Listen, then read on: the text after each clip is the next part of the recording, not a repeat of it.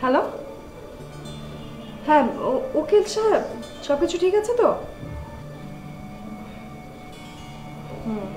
খুব ভালো। একটা কাজ করবেন, আমাকে 1 কপি পাঠিয়ে দিবেন। রাখছি। কার কি রেজিস্ট্রি করলে?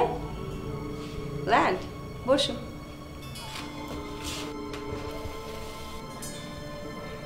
Wow, you looking so happy. তো বাবার থেকে সবকিছু লিখে নিলে নাকি? ইচ্ছা করলেই তো ড্যাডির সব ব্যবসা বাণিজ্য লিখে নিতে পারি, কিন্তু না, আমি সেটা করব না। তুমি আমার সাথে যাই করো না কেন, আমি তোমাকে ঠকাবো না।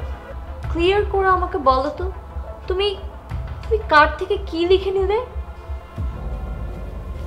আবিরের সমস্ত সম্পত্তি আমি কিনে নিয়েছি। হোয়াট? সিরিয়াসলি? ইয়েস।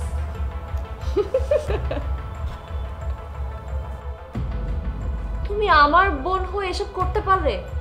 ড্যাডির বিরুদ্ধে আন্দোলন গড়ে তুলেছে তোমার ওই আন্টি, সেই বাড়িটা এখন আমার দখলে। আমি যখন ইচ্ছা তাকে বাড়ি থেকে বের করে দিতে পারি। কি লেভেলের চালাক, চতুর, আর কোনো আদব কায়দা নেই। একবার এক কথা বলে তারপর সাথে সাথে চোখ উল্টে ফেলে।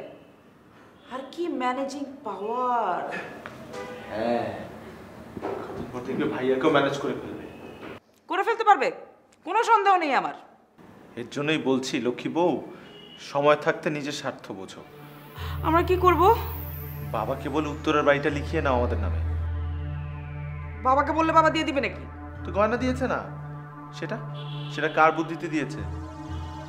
তোমার বুদ্ধিতে। হ্যাঁ, এখন বাড়িও পাবে, শুধু বাবাকে ম্যানেজ করতে হবে। তাহলে চলো চলো আমরা এখন বাবার কাছে যাই। না না, এখন যেতে পারবো না, এখন আমি একটু ভুঁড়ির এক্সারসাইজ করতেছি। যাও, তুমি আমার জন্য 1 কাপ চা বানিয়ে নিয়ে আসো। আমি?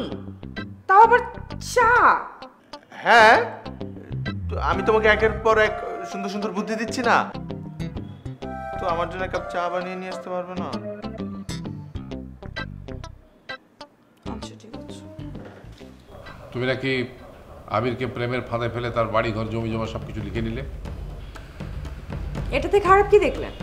আমি নগদ টাকা দিয়ে কিনেছি। আবির কেন এগুলো বিক্রি করবে? এক কাজ করি, আমি আবিরকে ফোন দিয়ে ধরিয়ে দিচ্ছি, আপনারা শুনে নিন। সব সময় মিথ্যা বলতে হয় তোমার। দলিল তো তাই বলে। রাখো তোমার দলিল। ববি, তুমি এসব কেন করেছো সেটা বলো।